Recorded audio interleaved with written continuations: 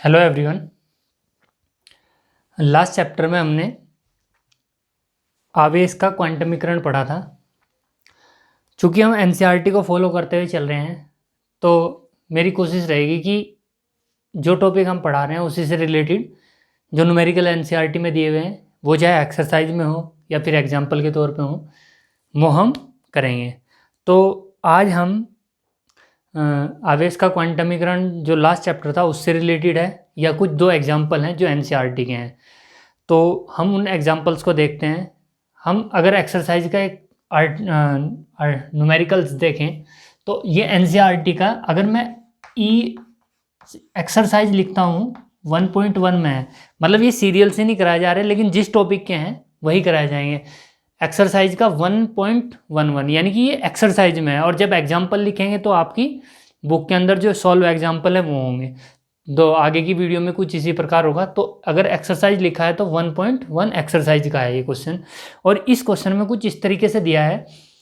और जब आप न्यूमेरिकल करें तो अपनी जो नोटबुक है वो अपने साथ में रखें और वहाँ से क्वेश्चन पढ़ें। अभी मैं क्वेश्चन बता देता हूँ। न्यूमेरिकल जो है उसमें क्या है कि ऊन को पॉलीथीन के साथ रगड़ा गया है। फॉर एग्जाम्पल ये मान लो हमारे पास ऊन है और ये हमारे पास पॉलीथीन है। ये ऊन है और ये पॉलीथीन है। पॉलीथीन को ऊन के साथ रगड़ा गया है और ये कहता है कि जो पॉलीथीन है इस पर चार्ज आ जाता है, कि इस पर एक नेगेटिव चार्ज आ जाता है, और वो चार्ज है जो इस पर चार्ज आता है वो आता है -3 × 10⁻⁻⁷ कूलाम। यानी कि इन दोनों को रगड़ने पर इतने कूलाम का चार्ज पॉलीथीन पर आ जाता है। और वो कह रहा है क्वेश्चन में, इसमें दो पार्ट दिए हैं। फर्स्ट पार्ट में पूछ रहा है कि अगर इस ऊन को और पॉलीथीन को रगड़ा है और इतना चार्ज इस पर नेगेटिव आया है पॉलीथीन पर, तो कितने इलेक्ट्रॉन स्थानांतरित हुए हैं और किससे किस में हुए हैं। दूसरा जो क्वेश्चन पूछता है क्या द्रव्यमान भी ट्रांसफर हुआ है इधर से इधर। तो क्वेश्चन तो आप एनसीईआरटी बुक से भी पढ़ें और क्वेश्चन यही है। फिलहाल क्योंकि यहां पर इस पर चार्ज कितना है हमारा नेगेटिव, तो नेगेटिव का मतलब है कि अगर पॉलीथीन पर नेगेटिव है तो इसका मतलब यहां पर इलेक्ट्रॉन ज़्यादा है। तो इसका मतलब ऊन से जो इलेक्ट्रॉन ट्रांसफर हुए हैं वो हमारे ऊन से हुए हैं पॉलीथीन में। ये तो हमारा क्वेश्चन आंसर क्लियर हुआ कि पॉलीथीन में ऊन से ट्रांसफर हुए हैं इलेक्ट्रॉन्स। और कितने हुए हैं, क्योंकि हम क्वांटमीकरण पढ़े हैं Q बराबर N, और Q इस पर चार्ज कितना है 3 × 10⁻⁻⁷ N, और 1.6 E का वैल्यू रख देंगे। ये नेगेटिव है, दोनों तरफ नेगेटिव रख सकते हैं या ऐसे ही कर दें, क्योंकि इधर भी हमने केवल चार्ज लिया है तो इधर भी हम चार्ज ले लेते हैं। N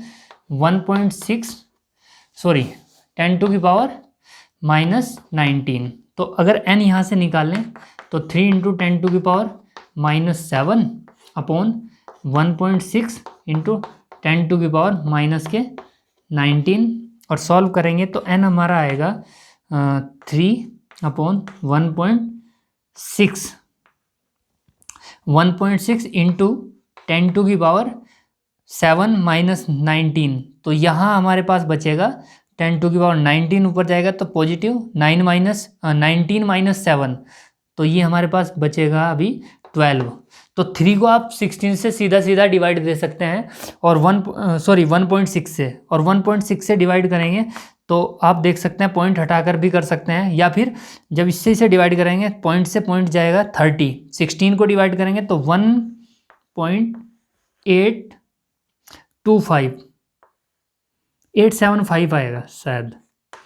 आप ये डिवाइड करेंगे 875 ही आएगा इंटू 10⁻12। तो n हमारे पास आ गया इतना। या हम कह सकते हैं कि जो इलेक्ट्रॉन ट्रांसफ़र हुए हैं ऊन से पॉलीथीन में वो कितने हुए हैं। ये इतने इलेक्ट्रॉन तो नहीं होंगे क्योंकि क्वांटमीकरण है, तो इसे हम कह सकते हैं 2 × 10⁻12 इलेक्ट्रॉन। और सेकंड पार्ट में इसके पूछा है कि कितने कि जब इससे इधर ट्रांसफ़र हुए हैं इलेक्ट्रॉन क्या द्रव्यमान भी हुआ है। तो हम सेकंड पार्ट में लिखेंगे कि द्रव्यमान का भी, यस,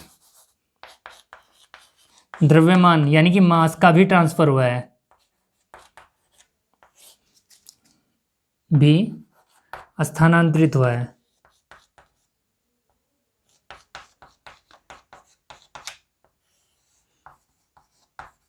हुआ है।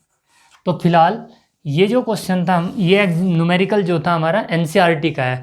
तो ये फॉर्मूला हमारा क्वांटमीकरण का है। तो क्यू बराबर एन से हमने एन निकाला। तो क्वांटमीकरण पे इतने ज़्यादा न्यूमेरिकल नहीं आते। यहाँ पर ये पूछा था कि कितने किससे किस में हुए हैं, तो ऊन से पॉलीथीन में हुए हैं। तो ये था क्वांटमीकरण पर। इसके बाद आपकी एनसीईआरटी में दो न्यूमेरिकल्स दिए हैं। न्यूमेरिकल्स है 1.2, ये एग्जाम्पल है, तो हम इसे एग्जाम्पल लिख देते हैं। एग्जाम्पल 1.2। 1.2 एग्जाम्पल ये कहता है, आप एनसीईआरटी बुक्स सामने रख के ही पढ़ें। एग्जाम्पल ये कहता है कि किसी एक वस्तु से या किसी एक पिंड से इलेक्ट्रॉन ट्रांसफर हो रहे हैं। फॉर एग्जाम्पल ये भी ऐसा ही मान लेते हैं, हम ऐसे ही मान लेते हैं कि एक ये है और एक ये है, इससे इलेक्ट्रॉन ट्रांसफर हो रहे हैं। ऐसे इलेक्ट्रॉन ट्रांसफर हो रहे हैं। उसने कहा 1 सेकेंड में कितने होते हैं, 10⁻18 है शायद। अगर एनसीईआरटी बुक देखेंगे तो शायद 10⁸ इलेक्ट्रॉन है। हाँ 10⁹, सॉरी 10⁹ इलेक्ट्रॉन, यानी कि 1 सेकेंड में इधर से इधर कितने इलेक्ट्रॉन ट्रांसफर हो रहे हैं, 10⁹ 1 सेकेंड में। तो 1 सेकेंड में इधर से इतने इलेक्ट्रॉन ट्रांसफर होते हैं। क्वेश्चन ये कह रहा है, न्यूमेरिकल ये कह रहा है कि 1 कूलाम को इधर ट्रांसफर करने के लिए या एक दूसरे से ट्रांसफर करने के लिए कितना समय लगेगा। क्योंकि 1 सेकेंड में इतने इलेक्ट्रॉन हो रहे हैं, तो हम देख लेते हैं कि 1 कूलाम में कितने होंगे। क्योंकि हम जानते हैं कि 1.6 × 10⁻⁹ कूलाम आवेश के लिए कितने ट्रांसफर होते हैं इलेक्ट्रॉन। 1.6 × 10⁻⁹ कूलाम के लिए होते हैं 1 इलेक्ट्रॉन। 1 इलेक्ट्रॉन ट्रांसफर होता है।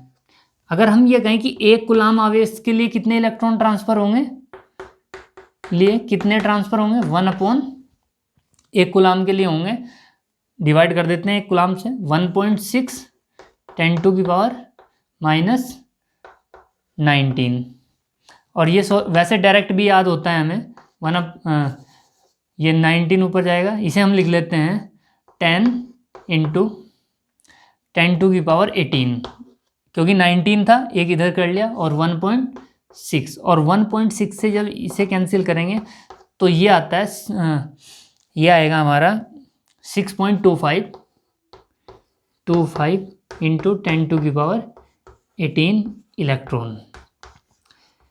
क्योंकि 1 कूलाम आवेश के लिए इतने इलेक्ट्रॉन ट्रांसफर किए जाते हैं, और वो कह रहा है कि 1 सेकेंड में इतने हो रहे हैं, यानी कि 1 सेकेंड में इतने हैं और टोटल इतने किए जाने हैं। तो आप 1 सेकेंड में कितने हो रहे हैं, इतने। इससे अगर इसे डिवाइड करेंगे तो आपके पास टाइम, इसे कितना समय लगेगा, 1 सेकेंड में इतने जा रहे हैं, तो 10⁹ 10⁹ या 1 कूलाम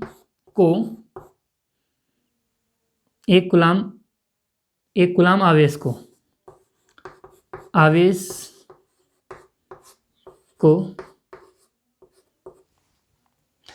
तक 1 कूलाम आवेश तक आवेशित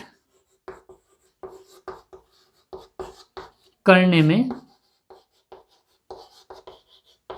लगा समय। एक बार फिर, 1 कूलाम आवेश को ट्रांसफर करने में कितना समय लग रहा है, जबकि 1 सेकेंड में इतने इलेक्ट्रॉन जा रहे हैं। तो 1 कूलाम के लिए, 1 कूलाम को ट्रांसफर करने में इतने इलेक्ट्रॉन चाहिए होते हैं। तो इतने इलेक्ट्रॉनों को ट्रांसफर करने में कितना समय लगेगा कि इतने को, जबकि 1 सेकेंड में इतने चले जाते हैं। तो 1 कूलाम को आवेशित करने में लगा समय कितना होगा, 6.25 × 10⁸ अपॉन 10⁹ और इससे इसे सॉल्व करेंगे तो ये आ जाएगा आपका 6.25 इंटू 10⁻18। 9 से डिवाइड, तो ये आएगा 10⁹, ये आएगा सेकेंड। अर्थात कि इस बॉडी को एक दूसरे को इस स्पीड से, यानी कि 1 सेकंड में इतने इलेक्ट्रॉन अगर जा रहे हैं तो इतने सेकंड लगेंगे। अब सेकंड में आंसर न करके हम इसे कन्वर्ट कर देते हैं वर्स में, तो 6.25 इंटू 10⁹ अपॉन, चूँकि ये सेकंड है, अगर इसे मिनट बनाएंगे 60 से डिवाइड, हॉर बनाएंगे 60 से डिवाइड, डे बनाएंगे 24 और वर्ष बनाएंगे तो 365, यानी कि इतने वर्ष। और इसे अगर सॉल्व करते हैं हम, आप ये कैलकुलेशन तो ट्राई जरूर करें, तो ये आएगा 198 वर्ष। अर्थात 1 सेकंड में जब इतने इलेक्ट्रॉन जा रहे हों, दूसरी बॉडी पर ट्रांसफर हो रहे हो, तो 1 कूलाम आवेश लाने में 10⁹ इलेक्ट्रॉन जब 1 सेकंड में ट्रांसफर हो रहे हैं, तो तब भी 198 वर्ष लगते हैं। यानी कि यहां से हम अंदाजा लगा सकते हैं कि 1 कूलाम आवेश कितना बड़ा चार्ज है। तो इसलिए हम जो डेली यूज, मतलब जो हम व्यावहारिक रूप से यूज करते हैं, तो माइक्रो कूलाम या नैनो कूलाम यूज करते हैं। तो इसलिए यहाँ से हमें ये भी समझ में आता है कि जो आवेश है, सॉरी, जो चार्ज का जो 1 कूलाम चार्ज है, वो 1 कूलाम चार्ज भी बहुत बड़ा चार्ज है। इसे दूसरा तरीका आपके आंसर बुक में जो सॉल्व किया हुआ है, 1 सेकंड में इतने हैं, तो इतने इलेक्ट्रॉनों का आवेश निकालने हैं आप, और 1 कूलाम आवेश को डिवाइड कर सकते हैं। तो उस तरीके से भी हम कर सकते हैं आवेश के लेकर। तो फिलहाल ये है। एक इसका एग्जाम्पल नेक्स्ट है, इसी के नीचे है एग्जाम्पल 1.3। इसमें यह कह रहा है कि 1 कप जल में कितने धन या ऋण आवेश होते हैं। 1 कप जल में, अगर 1 कप जल के पूछता है वो, चूंकि जल का 1 कप जल कह रखा है, लेकिन यहाँ हमें 1 कप को क्या मानना पड़ेगा, 250 ग्राम। तो 250 ग्राम जल में कितने धन या कितने ऋण आवेश हैं ये बताना है, यानी कि आवेश हैं। तो जो जल का द्रव्यमान दिया है, या 1 कप को 200 ग्राम का मान लेते हैं, जल का द्रव्यमान हमें दिया है 250 ग्राम। और जल का जो आणविक होता है, जल का आणविक द्रव्यमान क्या होता है,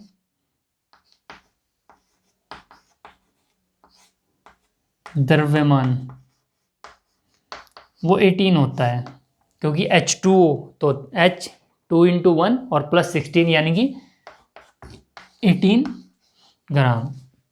यानी कि हमें यह बताना है कि 250 ग्राम जल में कितने धन हैं और कितने ऋण आवेश हैं। तो अगर 250 ग्राम जल के लिए बताना है, तो 250 ग्राम के हम 1 मोल निकाल लेते हैं। मोल अगर हम निकाल लेंगे तो 250/18। जल के अगर मोल निकालने 250/18, और 1 मोल में होते हैं अवोगाद्रो संख्या, यानी कि 1 मोल में जो अणुओं की संख्या होती है वो होती है 6.02 इंटू 10⁻23। 1 मोल में अणुओं की संख्या होती है, अणु 6.02 इंटू 10⁻23। हम इसे 6 ले सकते हैं, राउंड फिगर में हम सॉल्व कर लेंगे। 1 मोल में इतने हैं, अगर इसके मोल निकाले जाएं तो 250/18, यानी कि 250 ग्राम जल में अणु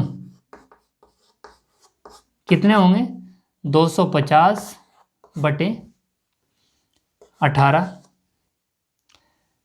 गुणा 6 इंटू 10⁻23। मैंने कहा ये राउंड फिगर में लिख लेते हैं, क्योंकि आंसर पर इस पर बहुत ज़्यादा इफेक्ट नहीं पड़ेगा। 250/18 6 इंटू 10⁻23 250 ग्राम में है, चूँकि हमें तो आवेश निकालना है। अब देखें, अगर H2O यानी कि जल में इलेक्ट्रॉन कितने हैं हमारे पास, H के 2 हैं, O के 8 हैं, 8 और 16 और H का 1, तो इलेक्ट्रॉन हुए 16 टू 16, 8 और 16, 8, सॉरी O का 8 और इसमें 2, तो 8 2 10, यानी कि इलेक्ट्रॉन हमारे पास होंगे 10। और प्रोटॉन कितने होंगे? प्रोटॉन भी हमारे पास कितने होंगे इसमें? 10। और एक इलेक्ट्रॉन का या एक प्रोटॉन का जो आवेश होता है वो प्लस माइनस में लिख सकते हैं, 1.6 इंटू 10⁻⁻⁻⁹ होता है। तो अब हमें, चूंकि इलेक्ट्रॉन और प्रोटॉन बराबर हैं तो आवेश भी समान होगा, यानी कि पॉजिटिव व नेगेटिव चार्ज इक्वल होगा, इक्वल, पॉजिटिव और नेगेटिव चार्ज इक्वल होगा। तो अगर हम चार्ज निकालें, चार्ज यानी कि आवेश, आवेश कितना होगा? हमारे पास अणु है ये 250 गुणा 18/18, 6 इंटू 10⁻23 और इंटू ये हमारे पास आ जाएगा 10, दोनों सेम है क्योंकि हम तो आवेश दोनों का सेम होगा। तो अभी हम मतलब ये नहीं कह रहे कि धनावेश निकालें या ऋणावेश, दोनों सेम ही होंगे। आवेश क्या देते हैं? 10 इंटू 1.6 10⁻⁻19। अब ये कैलकुलेशन तो आपको सॉल्व करनी पड़ेगी, क्योंकि यहाँ भी अगर ये कैलकुलेशन करता तो यहाँ पर ना हो पाता और वीडियो लेंथी। इन्हें आप खुद ट्राई करें कैलकुलेशंस को। और ये सॉल्व करते हैं 25 माइनस 19, ये 25 और 6 से 18 भी कैंसिल, 3 आ जाएगा, तो 6 से 3 इंटू 1.6 लिख देते हैं यहाँ, और इंटू 23, 24, 25 माइनस 19, 6, 10⁻6 हुआ।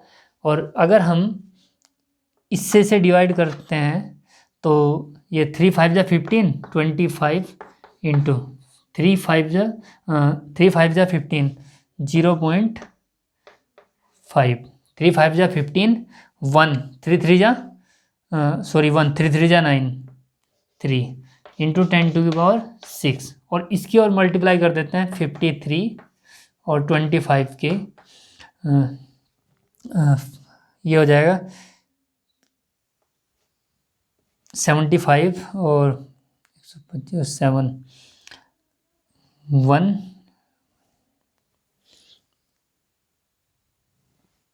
5 7 125 और 7 132। तो ये आएगा हमारे पास 13.25 इंटू 10⁻6।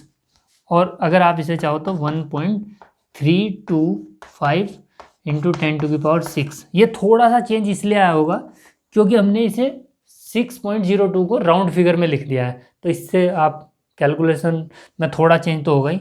अर्थात जो चार्ज होगा इतने कूलाम होगा, मतलब 1 कप जल यानी कि 250 ग्राम, 1 कप ना कहें हम, 250 ग्राम कहें, 250 ग्राम जल में यानी कि वाटर में जो चार्ज होंगे, पॉजिटिव भी और नेगेटिव भी, इतने चार्ज होंगे।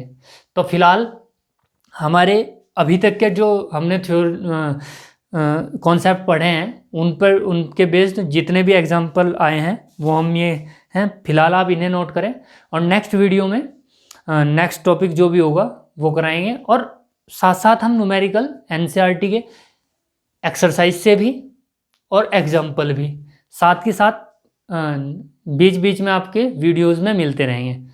तो फिलहाल आप ये नोट करें और धन्यवाद।